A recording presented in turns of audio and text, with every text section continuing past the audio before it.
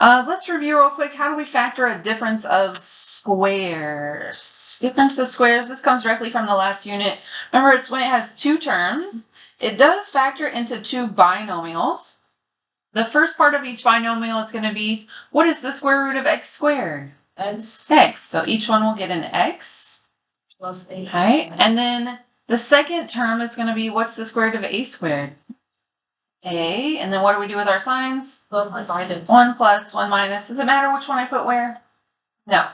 And remember, you're always welcome to check. You can check by boiling real quick. If you did first times first, that would be x squared. Outer times outer would be negative 8x. Inner times inner would be positive ax, so those would cancel. And then last times last would be a negative a squared. Have you ever heard me talk about a sum of squares formula? Like x squared plus a squared? Anyone ever heard me refer to that or heard in Algebra 1? Abhishek shaking his head, but the answer is no, because there's not one. I have never talked about it because there's not one. Doesn't factor.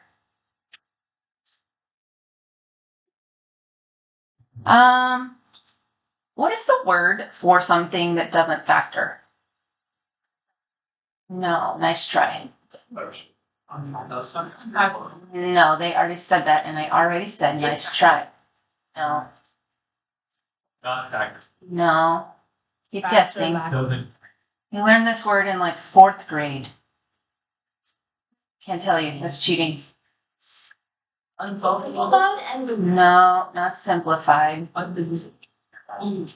No, not undivisible. No, irrational means a number that you can't write as a fraction.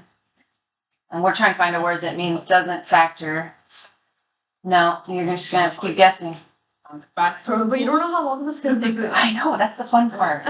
So you're just wasting your own time. Oh, wait, yeah. It's not good.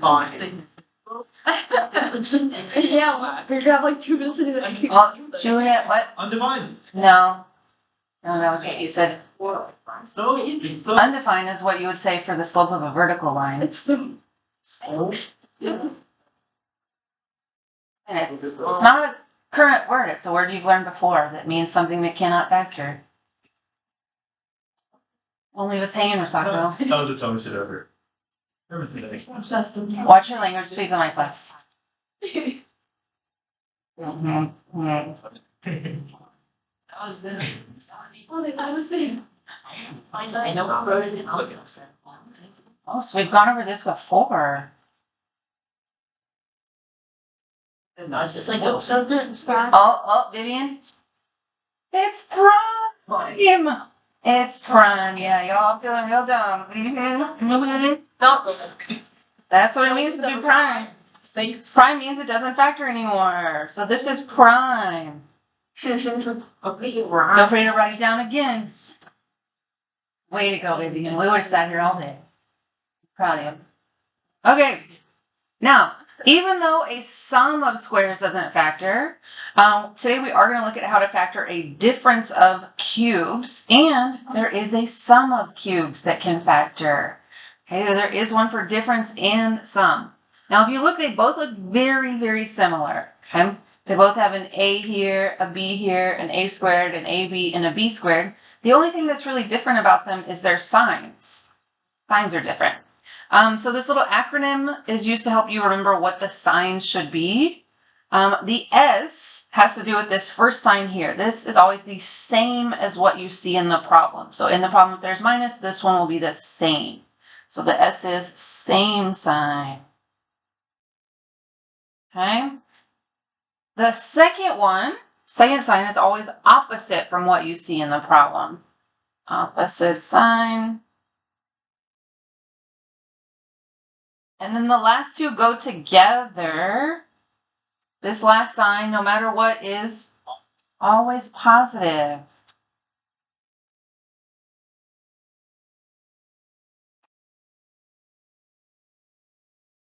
Okay, now when we factor these, we are still going to start the same way we did before. In factoring, we always want to look for a big GCF first. So when I look at the first one, it says x cubed minus 64. Is there a big GCF I can take out from the start? No. No GCF. Okay. Next thing I want to do, I'm trying to get to use my formula. So in order to use my formula, I need to know what is A and what is B. So I want to think about what was cubed minus what was cubed. What is cubed to get x cubed? X, that one's pretty easy. What is cubed to get 64 though? 4, yeah, 4 times 4 is 16 times another 4 is 64. And so once you have that, then you can see what your A is going to be. This should be the A, and this should be the B. And so when these factor, they always factor into a binomial and a trinomial. So 2 terms and then 3 terms. I'm going to go ahead and set up one that has 2 terms, one that has 3 terms. And the next thing I'm going to do, I'm just going to write underneath this what my formula is for each one. I know this should be an A and this should be a B. I know this should be an A squared. This should be an AB and this should be a B squared. And I usually do my signs last. At the very end, I'll go through and put my same sign, opposite sign, always a positive sign. So starting with what was my A? X. What was my B? 4. Okay. If I did the A squared, what would that be? X squared. And then if I did A times B, 4x. And then if I did B squared, 16. Very good. Now we'll go through and adjust our signs. The first one should be the same sign as what you see in the problem, minus. Second one should be opposite sign. And lastly, always a positive. So this should be your final answer. And fun fact, this back polynomial is not ever going to factor more. It would actually have complex imaginary solutions if you tried to solve it. So don't ever worry about, oh, I still need to factor that. It doesn't. Just leave it like that. That's it. We're just factoring. All right. Looking at the second one, again, first thing we want to check for, is there a big GCF from the start that we can take out? No. No GCF. Okay. Second thing I want to think about is what was cubed and what was cubed? Very good. In order to get 8y cubed, you have to cube 2y, a 2 and a y. And then obviously the second one is just 1. 1 was cubed to get 1. So we can see what our A is now. Our A is 2y, and our B is 1. Okay, so when I factor, I'm going to again set up a binomial and a trinomial. 2 terms and then 3 terms. Okay, again, we'll have the A and the B. On this one, we'll have A squared, AB, and then B squared. Okay, starting with the A, what are we going to write? 2y. And then for B, I'll write 1. Now be careful with this A squared. I'm already hearing them converse about it right here. When you square A, that's 2y in parentheses squared, which then turns into squaring the 2 and squaring the y. So that becomes 4y squared. So this A squared is actually 4y squared. Okay, and then what would I write for A times B? No signs yet. 2y. And then what would I write for B squared? 1. Then we'll go through and adjust our signs. We'll start with same sign as what's in the problem. Opposite sign, always a positive sign. Getting the hang of it?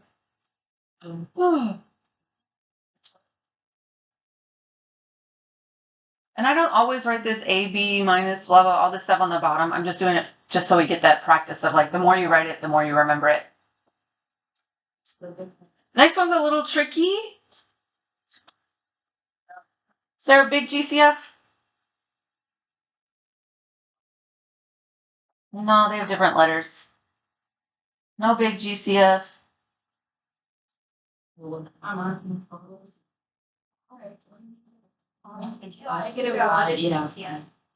Technically, but we can leave it in. Because it's still going to be a difference of cubes even with it in. What is cubed to get negative 27y cubed? Negative 3y. Yep. Negative 3y. And then what is cubed to get 125x cubed? 5x. Okay. So this whole thing is your A, and this whole thing is your B.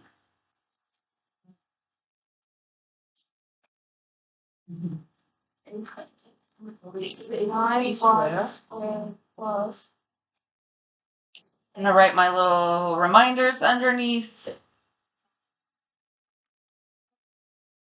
Okay, let's fill it in. In place of A, what can we write? What? Negative 3y. In place of B, 5x. Okay. A squared, remember to think about that. That's negative 3y times itself again. That would be 9y squared. Good. Okay, and then we have our A times B. This times this. Negative 15xy. Yeah, a negative times a positive. Negative 15xy. And then our B squared. Very good. That would be 25x squared. Fine. Now let's think about the signs. The signs, we have to do a little something different on this one, and you'll kind of see it when we start. The first one is same sign as what it's in the problem, so that's minus. The next one is opposite sign of what's in the problem, but that would be, Plus the parentheses. yeah, that would be plus negative. So just. So negative. instead of writing plus negative, what do we normally write?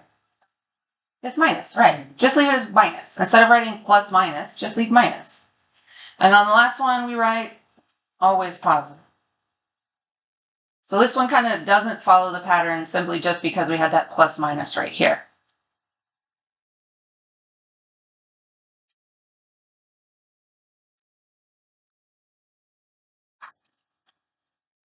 Next. Big GCF we can take out? 4 over. No. No GCF again. Okay. Looking for what was cubed and what was cubed. What do you cube to get 1,000? 10, right? Because 10 times 10 would be 100, times another 10 is 1,000. And then you have to cube a fraction to get this. What fraction would you cube? 4 over x. 4 over x. Good job. And so we can see our A and our B.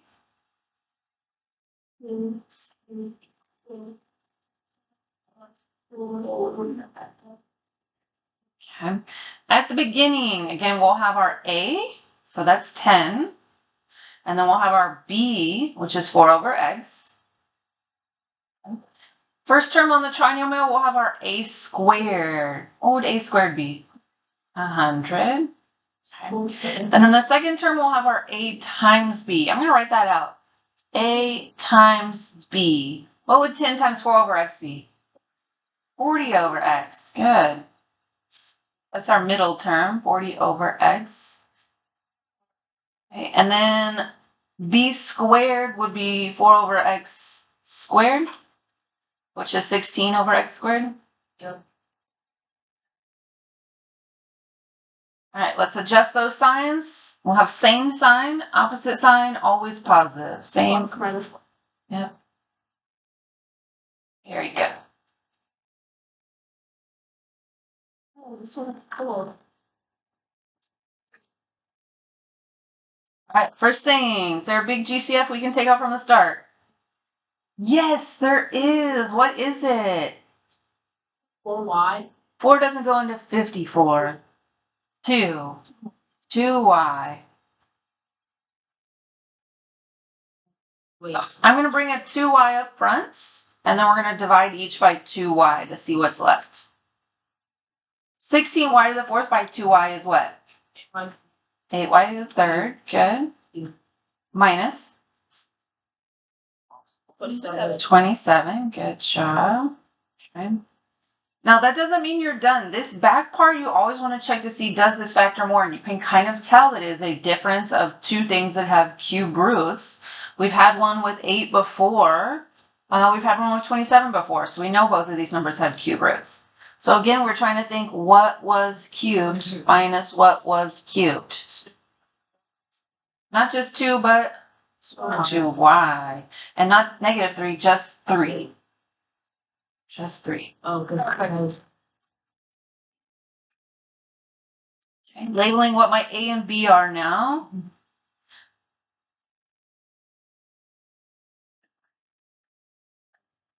Okay, so remember on the first parenthesis, you have your A and then your B. So that's 2y and a 3. Okay, the first term is going to be your A squared. Good job. 2y squared would be 4y squared. And you'll have your A times your B, 6y. And then you'll have your B squared. Okay. We'll adjust those signs, same sign. Very good. Opposite sign, always a positive. And then one last thing, just make sure you bring your big GCF down that you took out at the very beginning. Yay. If you thought that was fun, backside's even more fun. What is it? The backside's so easy. It's kind of like, why is this even in this unit? Just a reminder. It's a reminder of something you've done before that you probably thought was easy the first time. Just how to do adding and subtracting with polynomials. So you can see one of these is the f function, and the other one is the g function. Okay. And on the first question, we're asked to do f plus g. So basically take the output of f and add it to the output of g. So that would be the first one plus the second one. Anyone remember how you did this in like algebra 1? How do we do this? Add the like terms. Yeah. Add like terms. So we're at two actually. Wait. Those two times. Okay, and when you add your like terms, always start with the ones with the highest exponent and work your way down. So my highest exponent would be the 3x cubed plus x cubed would make 4x cubed. Okay. Squares. And then this one doesn't have any like terms, so we're just going to bring it down. Yeah. It's a And then negative 5x plus 5x cancels. Yeah.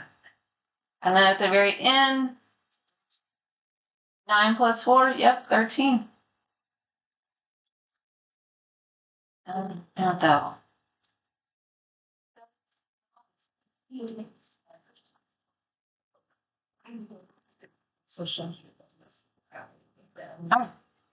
When you do the subtracting, always make sure you subtract in the order that it's written. F is the first one, G is the second one. I'm going to write it down first.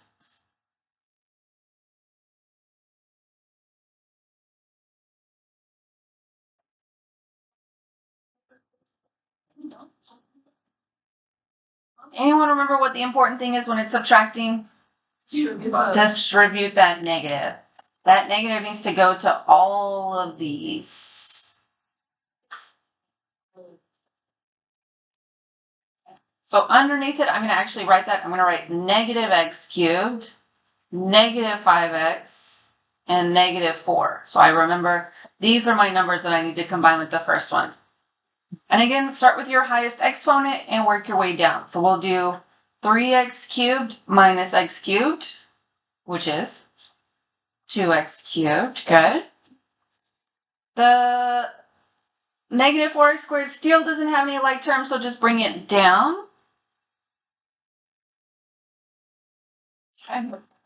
We'll have negative 5x minus 5x, which is negative 10x. Good. And then lastly, 9 minus 4 will make a plus 5 at the end.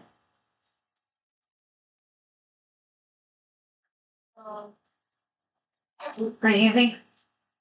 If you're going to make a mistake anywhere, it's just forgetting to distribute.